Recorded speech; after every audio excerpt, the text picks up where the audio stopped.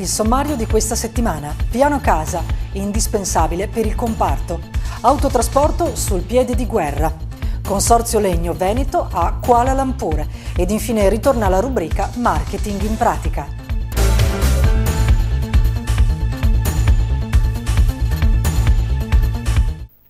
Rinnovato buon fine settimana e ben ritrovati al consueto appuntamento con Impresa Diretta. C'è grande attesa per il nuovo piano casa che la Regione Veneto sta licenziando, dichiara Paolo Tramontin, presidente degli edili di Confartigianato Belluno. Per il comparto, infatti, precisa Tramontin, rappresenta uno strumento fondamentale per far lavorare le imprese. Le perdite registrate dalle aziende del settore in questi ultimi 2 anni sono state per fortuna limitate dagli incentivi previsti dal vecchio piano casa, ormai giunto al capolinea. Ora non possiamo trovarci senza. Nei servizi che seguono questo TG ritorneremo sull'argomento con il presidente Tramontin. Autotrasportatori sul piede di guerra, tanto che minacciano lo sciopero a dicembre. La decisione sarà assunta nell'assemblea di categoria convocata per sabato 7 dicembre a Padova alle ore 10 all'Hotel Crown Plaza, dove si discuterà di rimborso delle accise sul gasolio, mantenimento delle risorse economiche stanziate per il settore, riforma del Comitato Centrale dell'Albo Trasportatori, rispetto della normativa europea sul lavoro in somministrazione e sul cabotaggio. Il presidente provinciale della categoria, Mirko Vettori, invita tutti i colleghi del comparto a partecipare all'appuntamento. Il Consorzio Legno Veneto, a cui fanno riferimento una cinquantina di aziende venete e bellunesi della filiera del legno, con sede a Sedico presso il centro consorzi e presieduto dal bellunese Paolo Saviane, è stato oggetto di studio alla 18ª Assemblea Generale della PEFC internazionale, l'ente mondiale per la certificazione forestale, appena conclusasi a Kuala Lumpur in Malesia. A Kuala Lumpur infatti è stato presentato il progetto La tua casa di legno con il legno di casa tua, che vede coinvolte alcune aziende venete aderenti al consorzio e tutte con certificazioni PEFC. L'idea del legno di prossimità, proveniente da fonti sostenibili infatti, ha destato forte interesse tra tutti i presenti, che hanno riconosciuto la concretezza di tale scelta imprenditoriale con risparmio di energia e riduzione dell'inquinamento per i trasporti transfrontalieri e l'importante valorizzazione delle risorse locali. Alluvione in Sardegna, Confartigianato si è messa subito al fianco degli imprenditori sardi colpiti dal ciclone Cleopatra, attivando un conto corrente bancario per la raccolta fondi che saranno consegnati a Confartigianato Imprese Sardegna per la loro gestione e destinazione. Il conto corrente su cui versare è Confartigianato Raccolta Fondi Alluvione Sardegna, IBAN IT52 P05696 03224 0000 03 638 X53. Voltiamo pagina, continua la campagna Scuola Aperta rivolta ai giovani e famiglie in vista delle iscrizioni al prossimo anno scolastico. Anche le scuole del Legno e di Estetica di Sedico restano quindi aperte i prossimi sabati dalle 15 alle ore 17. È comunque possibile incontrare i docenti, conoscere la didattica, nonché visitare le aule e i laboratori durante la settimana previo appuntamento telefonando alla segreteria delle scuole allo 0437 85 13 11. Infine un appuntamento sabato 7 dicembre presso la birreria Pedavena a Pedavena si terrà la giornata celebrativa del 50° della Cassa Edile di Belluno e del 60° della Fondazione della Scuola Edile. La manifestazione inizierà alle 9:45. Ed ora, come di consueto, i servizi di approfondimento.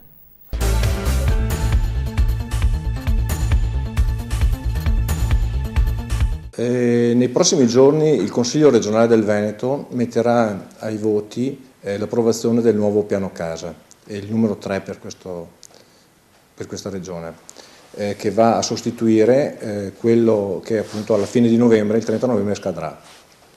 Prima di entrare nel dettaglio delle aspettative e delle richieste che Confartigianato vuole porre al Consiglio regionale per questo nuovo piano casa, è giusto farne capire la valenza di questo strumento. Basti pensare che prendendo come riferimento il triennio 2009-2012, il volume d'affari delle imprese del settore dell'edilizia, settore in grave crisi in questo triennio, così come tutta l'economia nazionale, il piano casa ha permesso di attenuare questa situazione di grave difficoltà per un valore di 6 punti di percentuale. E basti pensare che circa 7.700 aziende sono riuscite a rimanere in attività e che non si sono persi 13.500 addetti. Questi numeri la dicono lunga sulla bontà di questo strumento che Confartigianato appoggia in pieno su quelle che sono le linee guida che la Regione ci ha illustrato su questo nuovo piano casa. Questo strumento piano casa sarebbe stato ancora più efficace se i vari comuni della nostra Regione lo avessero adottato in pieno. Purtroppo però soltanto un 13% l'ha adottato così come la Regione lo aveva approvato, mentre il restante 77% lo ha modificato, rendendo burocraticamente farraginoso, ponendo dei limiti di ampliamenti di volumetria e soprattutto sulle demolizioni e ricostruzioni. Il nuovo piano casa invece che la Regione vuole far adottare e adottare in pieno a tutti i comuni della Regione dovrebbe mettere nella stessa condizione tutti i cittadini di poter usufruire in ugual misura di questo strumento. Quello che Confartigianato chiede alla Regione che venga appunto adottato in questo nuovo piano casa è che sia semplificata la richiesta di sviluppo di volumetria, così sia semplificata la possibilità di demolire e ricostruire un qualsiasi tipo di immobile che chiaramente non rientri in quegli ambiti di vincoli, parliamo di centri storici o di beni architettonici. L'importante è far capire che Confartigianato non vuole espandersi, cioè non vuole cementificare in nuove zone di territorio. Questo Confartigianato lo sta portando avanti con forza da molti anni ed è quello di puntare alla demolizione per riqualificare vecchi borghi decadenti, e demolizione e ricostruzione e riqualificazione di quei condomini che dal punto di vista energetico sono dispendiosi, e per non pensare alla parte sismica, perché molti fabbricati sono sismicamente non adeguati alle nuove normative.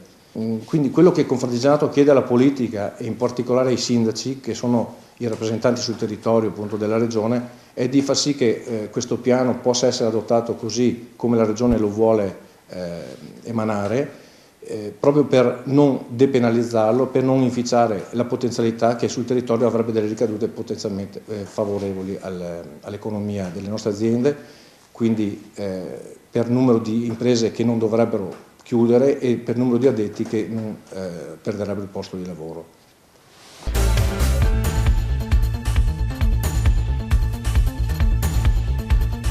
Prosegue il viaggio di Impresa Diretta attraverso le aziende artigiane storiche del nostro territorio.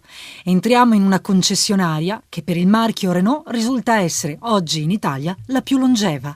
Ho 87 anni, ho iniziato a fare fabbro e poi ho cominciato a fare biciclette, poi moto e così via.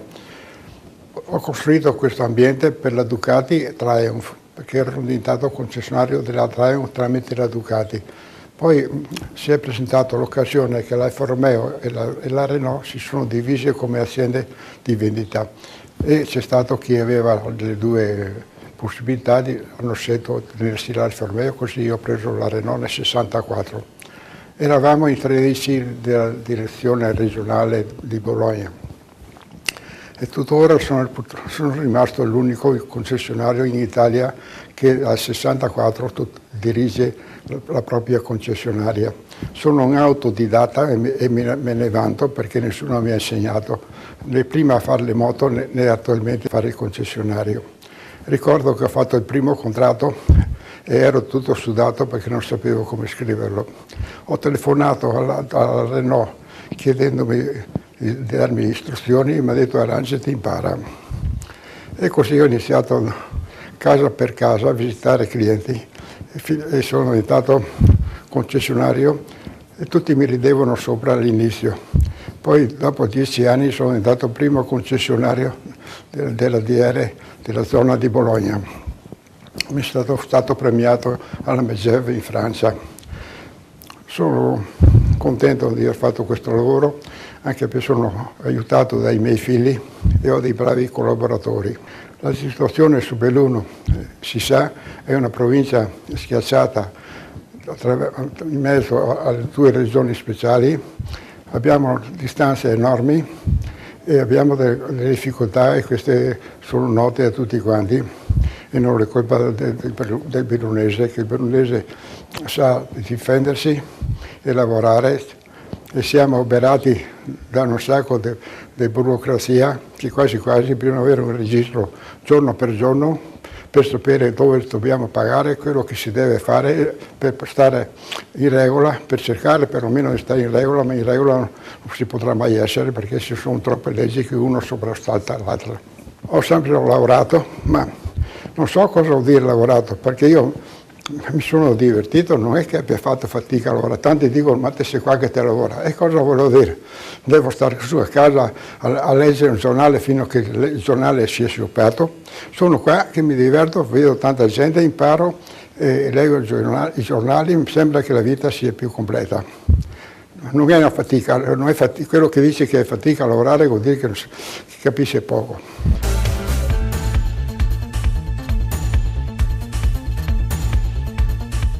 Bentornati a Marketing in Pratica. Oggi parliamo di internet e in particolare del canale di vendita su internet, quindi dell'e-commerce. In tempi di crisi molte aziende hanno già scelto di vendere online i propri prodotti e quindi oggi parliamo proprio di questo, di come funziona.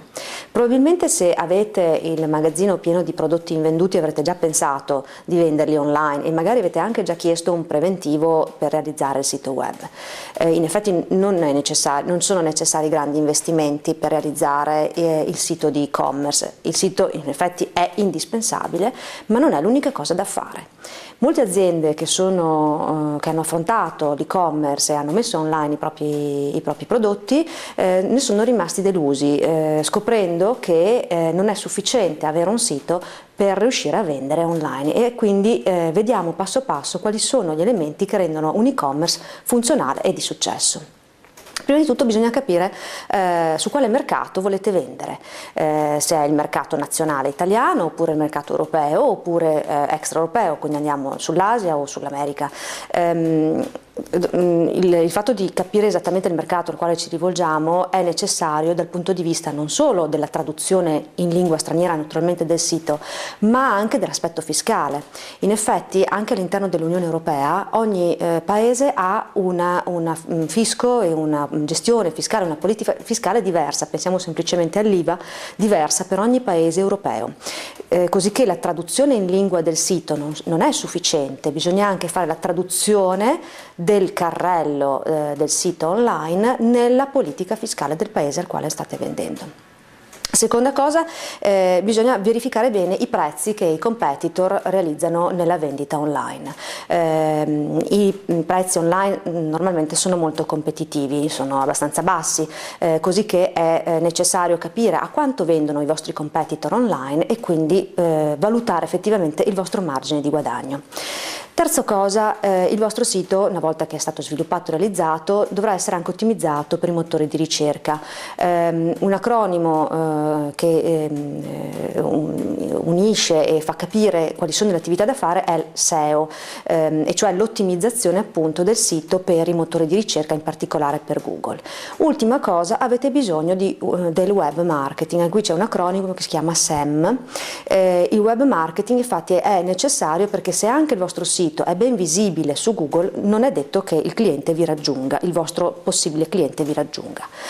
Ecco che quindi tutti questi passaggi necessari perché l'e-commerce funzioni non è sufficiente avere un sito e quindi rivolgersi a uno sviluppatore. Lo sviluppatore per il sito è assolutamente necessario, ma dovrete avere una squadra di professionisti perché l'e-commerce funzioni. Prima di tutto un commercialista che vi aiuta per la parte fiscale internazionale, seconda cosa un esperto di motori di ricerca per appunto la visibilità su Google, e ultima cosa un consulente di marketing che vi aiuti a portare il cliente sul vostro sito.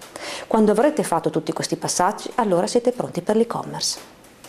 In chiusura di Impresa Diretta il numero telefonico per eventuali informazioni 0437 933 201. Impresa Diretta che torna settimana prossima su Radio Belluno e Telebelluno alla stessa ora. L'appuntamento poi è anche su internet all'indirizzo www.confartigianatobelluno.eu cliccando Sala Stampa e quindi Multimedialità, o nel canale di YouTube dedicato proprio a Confartigianato Imprese Belluno. Grazie per averci seguito.